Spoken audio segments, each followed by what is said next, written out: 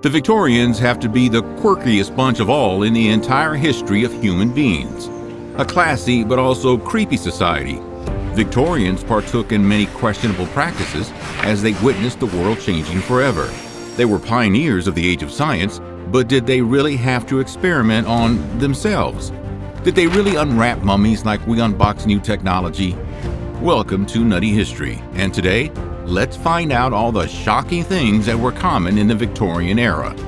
Viewer discretion is advised for this video, as some of this video may be offensive or disturbing. We, the makers of this video, in no way support or condone the actions of the subjects featured.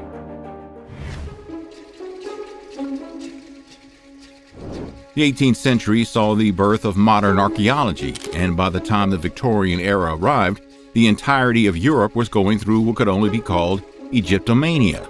After all, this was the Gothic era, and ancient Egypt's fascination with death, the afterlife, and the macabre involving Egyptian mummies were appealing more than all the human history to all black-clad, arsenic-laden Europeans. However, this fascination wasn't grown out of anything. It was a gradual rise. For centuries, there was a faith prevalent that mummies could cure illness. It started in Egypt in the 12th century and arrived in mainland Europe in the 15th century. People were driven to ingest something that tasted awful just because of a sheer superstition that it will cure their ailments.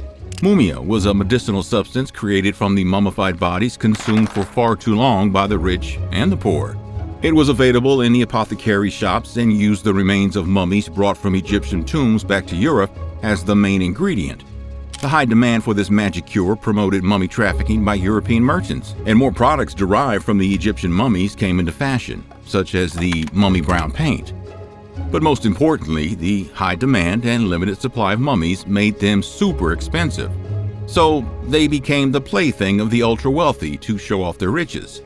Basically, mummy unwrapping was the space tourism of the 19th century. Unwrapping parties were no different than what you would imagine them to be. The wealthy and elite Victorians would invite other wealthy and elite Victorians, and then they would do what we call in YouTube culture today, the unboxing. Only it was the unwrapping. They'd party up, drink a bunch of wine, eat a lot of gourmet food, or at least what they called gourmet at the time, and then proceed to unwrap a mummy. Although there are reports of mummy unwrapping already happening in many corners of Europe, it was English surgeon Thomas Pettigrew who popularized this bizarre form of entertainment and social event. Interestingly, Pettigrew was a phenomenal scientist who was known formerly for immunizing Queen Victoria, but due to his role in starting the viral trend of mummy unwrapping, he gained the nickname Mummy Pettigrew. Come on, that's the nickname for an adorable grandma, not some freak of a scientist.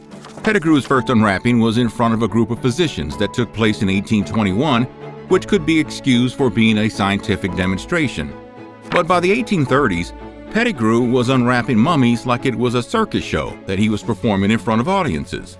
Clearly, these unwrappings were done for those that were more interested in the shock value and not at all in the scientific value of it. Ultimately, Pettigrew's unwrapping parties became more private and got smaller attention. But clearly, this was done to cater to the VIPs who were willing to pay top pound sterling for a more personal experience with the mummy. Not to mention, by then, other accomplished members of Victorian society began to imitate him. So there were always many mummy unwrapping parties to choose from. But with time, mummy unwrapping parties fell out of trend, and for good reason. Primarily, it was science that put a stop to this mania because scientists began taking Egyptian mummies seriously. They realized the importance the mummies had by helping to unravel the mysteries of the past. Also, somehow people began realizing that these showpieces were of the deceased, which should be handled with a bit more respect. The real reason mummies unwrapping came to a halt was the invention of the X-ray machine. These wonderful constructs of science made it possible for historians and scientists to take a closer look at mummies without disturbing the wrappings.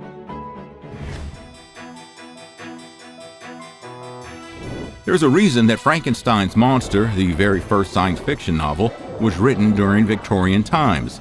It resonated with the absolute bat guano crazy things that people did back then in the name of science. Still, not everything was bad though. Science was making considerable development, and without the legitimate work of Victorian scientists, perhaps we wouldn't have the progress we get to enjoy today. But there was also no line between science and pseudoscience, and people were doing some really creepy and weird stuff in science's name.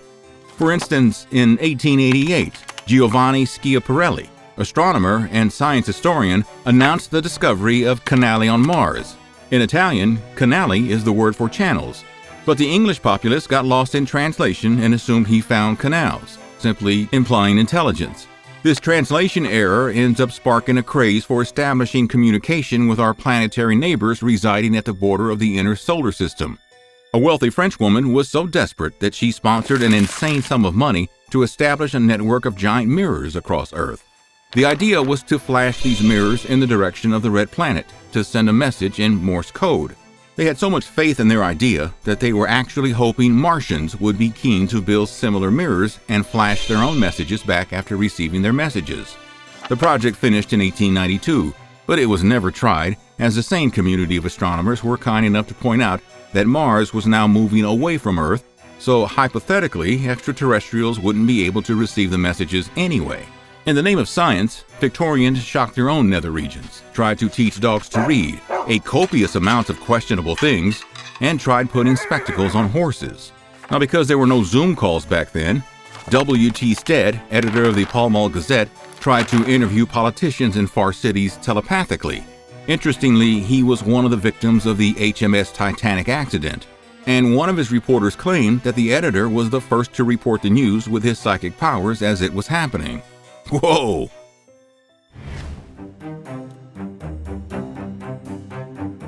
Society puts a lot of pressure on women to have a certain body shape, and unfortunately, a lot of women, especially those who are considered role models, promote such unhealthy standards as well.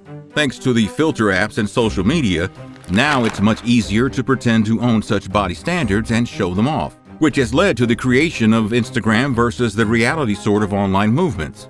But back in Victorian times, the reality of these beautiful, slim girls was much, much uglier. In Victorian times, these women were not Instagram girls, they were called the incredible fasting girls. These girls were the talk of the town for being able to live on nothing but air. Apparently, they claimed that they needed no sustenance in the form of food. They were headlining all the newspapers and became quite popular for a short period in the 1800s. People were misled to believe that they possessed a miraculous ability to survive without eating a single thing. In reality, these girls were nothing but fraudsters who were using the fame of living without eating as a way to gain attention and make money. One of the most famous cases of mooching fans was MOLLIE FANCHER of Brooklyn, who marketed quite well that she fasted for 14 years and survived without any food whatsoever.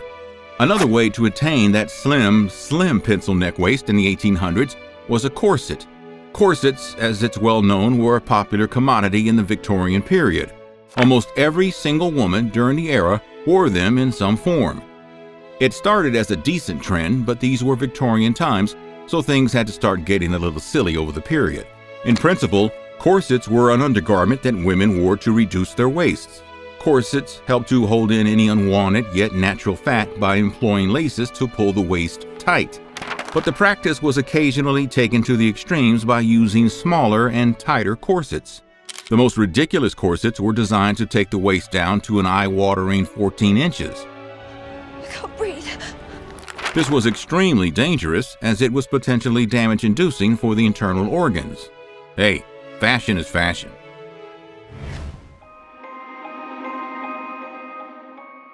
During the 1800s, the remains of the people who died from capital punishment were basically considered free real estate by the institutions teaching medicine and human anatomy for other reasons.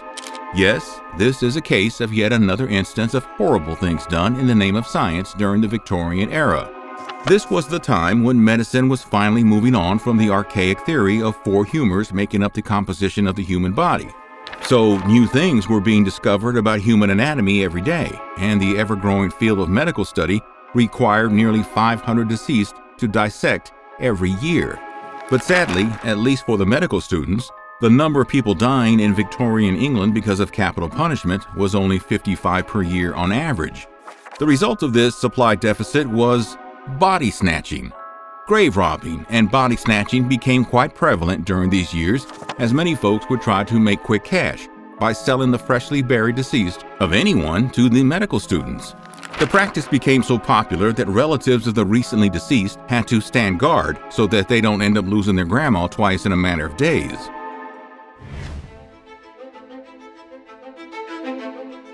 Another Instagram-worthy crazy trend that was popular in the 19th century was taking pictures of a recently deceased family member, but posing them as if they were alive. This was in fact the only solace about this trend, that the dead person was photographed looking their best possible and not in a creepy or horrific way that would haunt their descendants for years. But it does get disturbing when you learn that sometimes these pictures were taken with a living family member posing with the deceased. Did the photographer ask them to be ready for it by saying, "Ready? 1, 2, 3. Say deceased."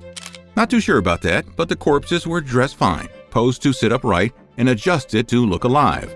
Photography was a new but quickly improving technology back then. And for those who didn't have a photo of someone while they were alive, it was still a good way to remember them.